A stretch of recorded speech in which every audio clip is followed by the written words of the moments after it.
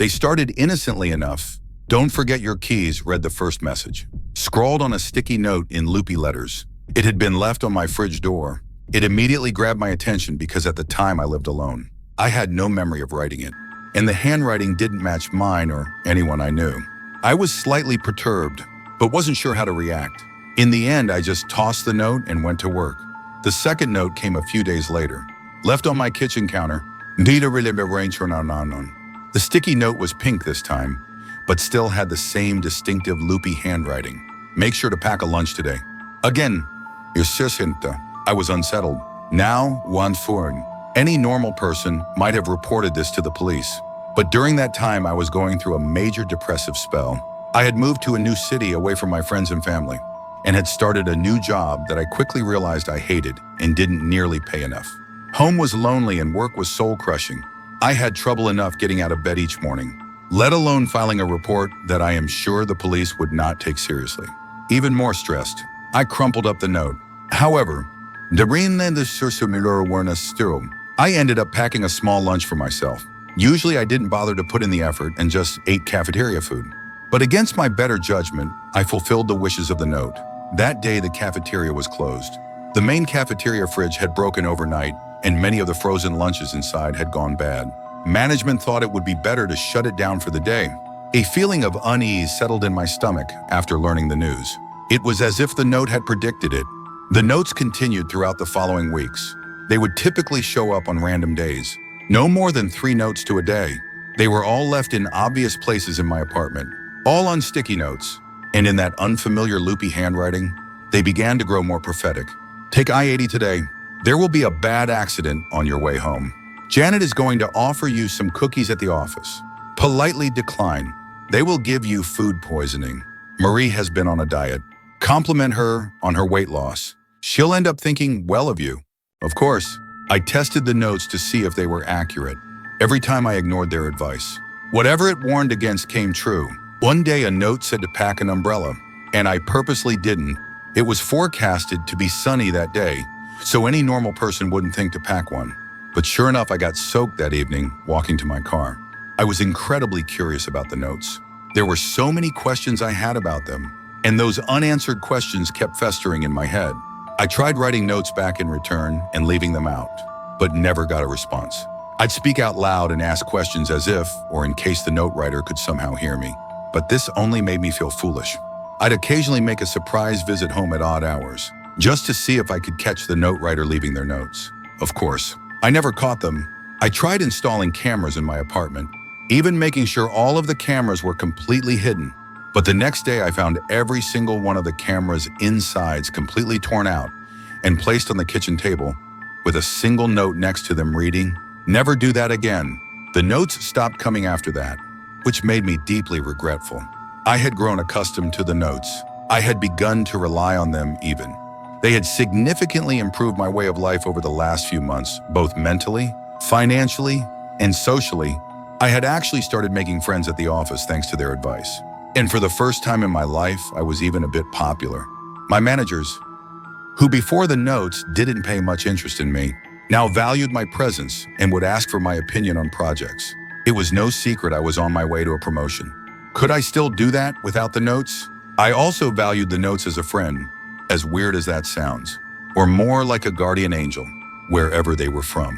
They were always protecting me. Without them, the future was suddenly unknown, dangerous, every time some mild annoyance popped up from that point. From bad traffic to stressful work situations, and even a minor paper cut. I thought about how this all probably could have been avoided if I still had the notes. The next week, a bright green sticky note appeared on my bathroom mirror. "Don't forget to call Mom today. It is her birthday." I nearly cried. I decided to sack my investigation and just accept things as they were. Slowly, the fog of my depressive spell began to lift, and I could feel myself returning to how I used to be. My confidence rose, and for the first time in a while, I felt in equilibrium with my life. I went out, cracked jokes, and even managed to clean up my apartment. I also managed to get a girlfriend somehow. Her name was Amanda. I met her at a pub when I was out with my buddies. The best part of all this is that for some reason, she seemed to actually be into me.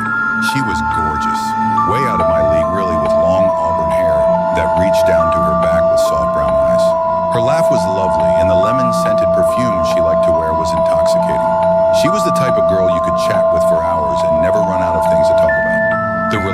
relationship was still new, so I was trying not to plan our whole future together in my head. But she was so lovable, it was hard not to. At some point, I briefly thought about telling her about the notes. I've always wanted to tell someone about it, but never really had anyone to tell up until now. I decided not to, however, afraid she might think I was crazy. There was no point so early in the relationship making her think I was a loon. Plus, I was afraid the notes might stop again. If whoever was leaving them clearly didn't want me looking into them, how would they react if I shared what was happening with somebody? So at the moment, I kept it to myself. Amanda had a hobby of cooking and had invited me to her house on Saturday for, in her words, the best fucking spaghetti you'll ever eat. I was pumped since this was the first time I would actually visit her house. I was in a good mood that evening as I was getting ready for the date. I hummed to myself happily, thinking about how lovely this was going to be, and went downstairs to grab my keys. On the kitchen counter was a new hot pink sticky note. I picked it up instinctively. Kill your girlfriend. My brain stopped for a moment.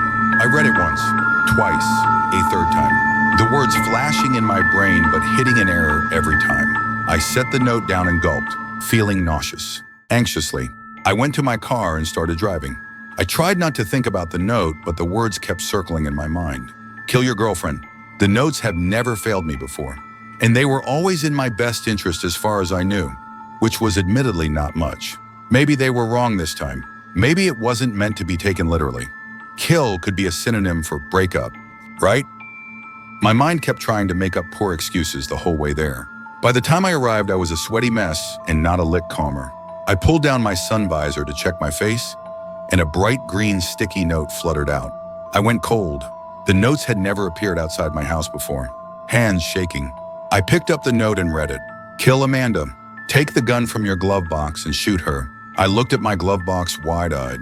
I did indeed keep a handgun in my glove box for safety purposes.